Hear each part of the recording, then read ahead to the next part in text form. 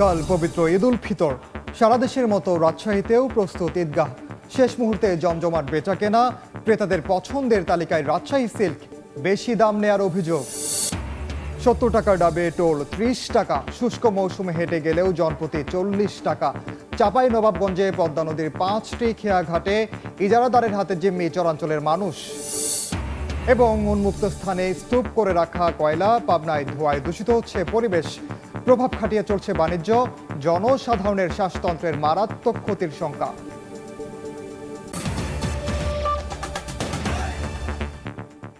আমন্ত্রণ সময় সংবাদের নিয়মিত আয়োজন। বিভাগীয় সময়ে থাকছি সপ্তাহের 7 দিন ভিন্ন ভিন্ন বিভাগের সংবাদ নিয়ে। আজ থাকছে রাজশাহী বিভাগ, সঙ্গে আছি আমি ওমর ইনাম। রাত পোহালেই মুসলমানদের বড় ধর্মীয় উৎসব ঈদ উল ফিতর। ঈদের জামাতের শেষ মুহূর্তের প্রস্তুতি চলছে সারা দেশের ঈদগাহে।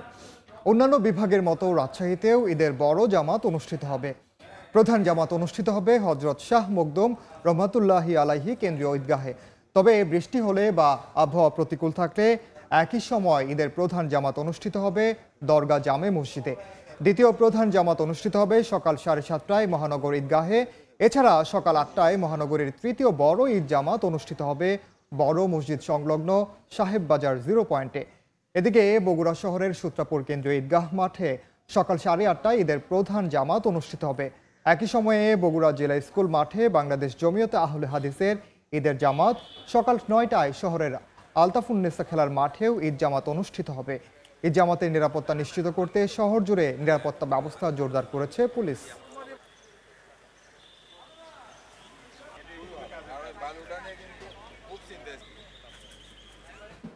শেষ মুহূর্তে ঈদ কেনাকাটায় ব্যস্ত অনেকেই। সে খবর জানাতে রাজশাহীর আরডিএ মার্কেটে আছেন সহকর্মী সাইফুর রহমান রকি। সরাসরি যাচ্ছে তার কাছে। শেষ মুহূর্তের যে ঈদের কেনাকাটা তা নিয়ে ব্যস্ত সময় পার করছেন ক্রেতারা। মূলত রাজশাহীর আরডিএ মার্কেটে আমরা এখন অবস্থান করছি। এই আরডিএ মার্কেটে রমজানের শুরু থেকেই কিন্তু পা ফেলার জায়গা ছিল না, জমজমাট ভিড় ছিল এবং বিশেষ করে মেয়েদের ক্ষেত্রে নায়রা, সায়রা, গায়রা, আলিয়া কাট সহ নানা ধরনের পদ্মজা এই ধরনের ড্রেসের চাহিদা কিন্তু এবার খুব বেশি ছিল এবং শুরু থেকেই সেগুলোর বেচাকেনাও বেশ জমজমাট ছিল বলে বিক্রেতারা আমাদের জানিয়েছেন। ক্রেতারাও কিন্তু সেই একই কথা বলেছেন, তাদেরও পছন্দের যে তালিকা ছিল ঠিক এই ধরনেরই। পাশাপাশি রাজশাহী যে ঐতিহ্যবাহী সিল্ক পোশাক রয়েছে সেই সিল্ক পোশাকের চাহিদাও কিন্তু বরাবরের মতো এবারও তুঙ্গে ছিল। বিশেষ করে নারীরা কিন্তু শাড়িটাই বেশি পছন্দ করেন এবং এই শাড়ি কেনার জন্য কিন্তু প্রতিদিনই রাজশাহী সিল্কের শোরুমগুলোতে পর্যাপ্ত ভিড় আমরা লক্ষ্য করেছি। তবে একেবারে শেষ মুহূর্তে এসে কিন্তু কিছুটা জনশূন্য দেখা যাচ্ছে। লোকজন এখনও কিছু লোকজন আছে, তবে যেই পরিমাণ জমজমাট থাকার কথা আসলে সেই পরিমাণ জমজমাট নেই। আসলে ক্রেতারা যেটি তাদের কেনাকাটা করার কথা এরই মধ্যে কিন্তু তাদের ঈদের যে পোশাক সেটি কিন্তু কেনাকাটা হয়ে গেছে। অনেকে হয়তো আরেকবার নিচ্ছেন, দুটি পোশাক নিচ্ছেন, তারা এখন এই শেষ মুহূর্তে এসে আসলে এদের কেনাকাটাগুলো করছেন। কারণ আমরা অধিকাংশ ক্রেতাদের সাথেই কথা বলেছি, তারা যেটি বলেছেন আমাদেরকে যে তাদের কিন্তু ঈদের পোশাক সেটি কিন্তু আগে ভাগেই নেওয়া হয়েছে। এখন হয়তো আরও একটি পোশাক তারা নিতে চান, যে কারণে বাজারে ঘুরছেন এবং তাদের শেষ পছন্দ কোনো পোশাক হয় কিনা সেগুলো কিন্তু তারা কেনার জন্য আসছেন। আমরা বিক্রেতাদের সাথে কথা বলেছি, বিক্রেতারাও বলেছেন যে বরাবরের মতোই কিন্তু বেশ রমজানের শুরু থেকেই ধীরে ধীরে মার্কেট জমতে শুরু করে এবং পর্যাপ্ত বেচাকেনা কিন্তু হয়েছে। তবে একেবারে যেহেতু শেষ মুহূর্তে চলে এসেছে এই জন্য ক্রেতা সমাগম এখন বাজারে কিছুটা কম, তারপরেও ক্রেতারা আসেন, তাদের পছন্দ মতো পোশাক তারা কিনছেন, এমনটাই আসলে তাদের পক্ষ থেকে আমাদের বলা হচ্ছে। এদিকে বরাবরের মতো কিন্তু আমরা দেখেছি যে ছেলেরাও কিন্তু পাঞ্জাবি, শার্ট, টি শার্ট এগুলোর জন্য কিন্তু এখনও ঘুরছেন। শেষ মুহূর্তে তারা এই পছন্দের পোশাকগুলো কিনছেন। অধিকাংশ ক্রেতাই তাদের পোশাক কিন্তু ঈদের পোশাক তারা নিয়ে নিয়েছেন। আপনারা জানেন যে ঈদের নতুন পোশাক কিন্তু ঈদ আনন্দকে কয়েক গুণ বেশি বাড়িয়ে দেয়, সেই জন্য আসলে অধিকাংশ ক্রেতাই তারা ঈদের পোশাক নিতে আসছেন। তবে এবারে কিন্তু দাম কিছুটা বেশি ছিল এমন অভিযোগ ছিল ক্রেতাদের। বিক্রেতারাও কিন্তু দাম বেশি ছিল এটি স্বীকার করেছেন। তো এই ছিল আমার কাছে একেবারে শেষ মুহূর্তে ঈদের কেনাকাটার সর্বশেষ অবস্থা। ঈদ কেনাকাটার খবর জানছিলাম আমরা রাজশাহীর আরডিএ মার্কেটের সামনে থেকে। বরাবরের মতো এবারের ঈদেও রাজশাহীর ঐতিহ্যবাহী সিল্ক কাপড়ের চাহিদা বেশি ক্রেতাদের মধ্যে। ঈদে প্রিয়জনকে সিল্কের শাড়ি বা পাঞ্জাবি উপহার দিতে ক্রেতারা ছুটছেন শোরুমগুলোতে। হাবিবুর রহমান পাপ্পুর তোলা ছবিতে বিস্তারিত জানাচ্ছেন সাইফুর রহমান রকি। নতুন পোশাক ঈদ আনন্দকে উজ্জীবিত করে, আর তা যদি হয় সিল্কের তাহলে তো কথাই নেই। রাজশাহী মহানগরীর সপুরা সিল্কের শোরুমগুলো ঘুরে দেখা গেছে ঈদ উল ফিতর সামনে রেখে সিল্ক পোশাকের বাহারি রং, ডিজাইন ও নতুনত্বের ছোঁয়া, এমব্রয়ডারি, মসলিন, বলাকা, তসর, অ্যান্ড্রি, ধুপিয়ানি, সফট ও জয়শ্রী সিল্কের উপর আকর্ষণীয় কারুকাজে সাজানো হয়েছে শাড়ি ও থ্রি পিচ। আর পছন্দের শাড়ি ও থ্রি পিচ কিনতে ব্যস্ত সময় পার করছেন সব বয়সী নারী। আর যে কোনো উৎসব পার্বণে ছেলেদেরও পছন্দ ঐতিহ্যবাহী রাজশাহী সিল্কের পাঞ্জাবি ও শার্ট। হালকা গায়ে থাকলে মনে হয় না যে গায়ে কিছু পরে আছে, এই জন্য সিল্কটা বেছে নিয়েছি। বাচ্চাদের কালেকশনগুলো বেশ ভালো লাগলো আর কি, এর পাশাপাশি ফটোও দেখলাম। তবে গুণে মানে সেরা হলেও সিল্ক পোশাকের দাম চড়া, এমনটাই অভিযোগ ক্রেতাদের। এটা পরে আরাম পাওয়া যায় এবং এটা যেহেতু আমরা রাজশাহীর মানুষ, এটা আমরা খুবই কমফোর্টেবল। এটাতে তুলনামূলক রিজনেবল এবং প্রোডাক্ট ভালোই মনে হচ্ছে। অবশ্য বিক্রেতারা জানান সুতার মূল্য বৃদ্ধিতে সিল্কের পোশাকের দাম বেড়েছে।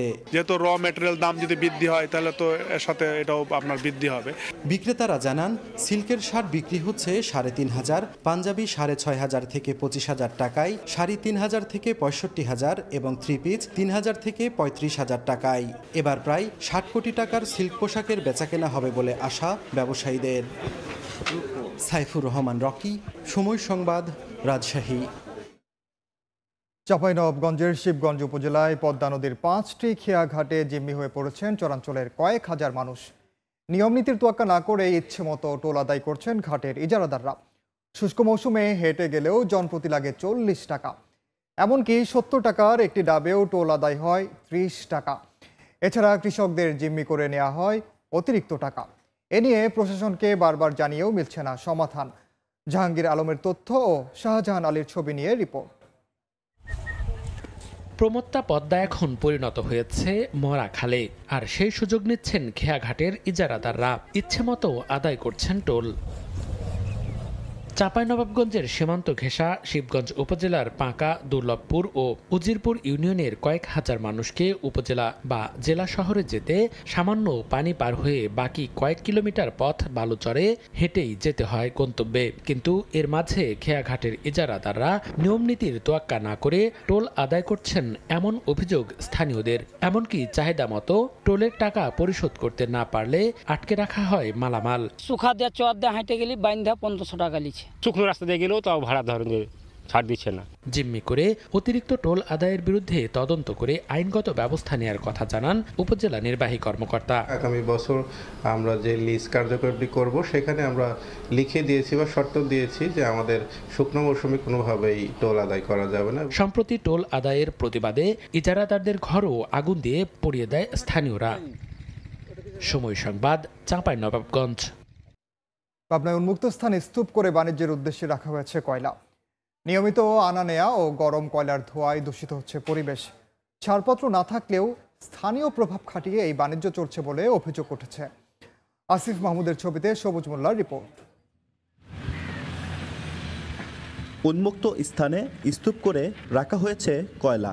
পাবনার নগরবাড়ি ঘাটের পাশে বসতি এলাকা জুড়ে অন্তত 20 থেকে 25টি পয়েন্টে হচ্ছে কয়লার ব্যবসা।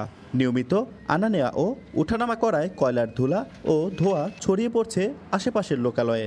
তবে এসব কয়লায় পরিবেশের কোনো ক্ষতি হচ্ছে না বলে দাবি সংশ্লিষ্টদের। এই আগুনে ওইভাবে ক্ষতি হওয়ার মতন সম্ভাবনা আছে বলে আমার মনে হয় না। আমাদের এই পর্যন্ত কোনো লোক বলে নাই যে এইভাবে রাখতে পারে আপনাদের ভালো ক্ষতি হবে। এভাবে কয়লা রাখা স্বাস্থ্যের জন্য ক্ষতিকর বলে জানান চিকিৎসক। শিগগিরই ব্যবস্থা নেওয়ার আশ্বাস পরিবেশ অধিদপ্তরের। অ্যাজমা, যেরকম সিওপিডি অথবা ক্রনিক হার্ট ফেলিওর, এরকম রোগীদের যাদেরকে সবসময় সতর্ক অবস্থায় থাকা প্রয়োজন, তাদের ক্ষেত্রে শ্বাসকষ্ট বাড়িয়ে দিতে পারে। তাদেরকে চিঠি দিয়েছিলাম, চিঠির জবাবে তারা বলেছিল যে সব জায়গায় এভাবে রাখা হয়, আমরা এই সিজনটা এভাবে রাখছি, পরবর্তীতে শেড করে আমরা সঠিকভাবে রাখবো। পাবনার নগরবাড়ি ঘাটে দৈনিক অন্তত 100টি ট্রাকে কয়লা লোড আনলোড করা হয়। সবুজ মোল্লা, সময় সংবাদ, পাবনা। নাটোরের চামড়ার আড়ত গড়ে তোলা হয়েছে ফলের আড়ত। গরু ছাগলের কাঁচা চামড়ার পাশাপাশি বিক্রি হচ্ছে বিভিন্ন ফল। ব্যবসায়ীদের অভিযোগ, ফল বিক্রির খাজনা নিলেও বাজারের জন্য কোনো জায়গা দিচ্ছে না পৌরসভা কর্তৃপক্ষ। আর স্বাস্থ্য বিভাগ বলছে কাঁচা চামড়ার কেমিক্যাল ও দুর্গন্ধ ফলের সঙ্গে মিশে ভোক্তার মারাত্মক স্বাস্থ্য ঝুঁকি তৈরি করছে। আলমামুনের পাঠানো তথ্য ও রকুনুজ্জামানের ছবি নিয়ে রিপোর্ট। একই কক্ষে কাঁচা চামড়ার পাশে বিক্রি হচ্ছে ফল, চামড়ার ময়লা লাগছে ফলের গায়ে। উত্তরাঞ্চলের বৃহত্তম চামড়ার বাজার নাটোর শহরের চক বৈদ্যনাথ এলাকায় চামড়ার আড়তে তৈরি করা হয়েছে ফলের আড়ত।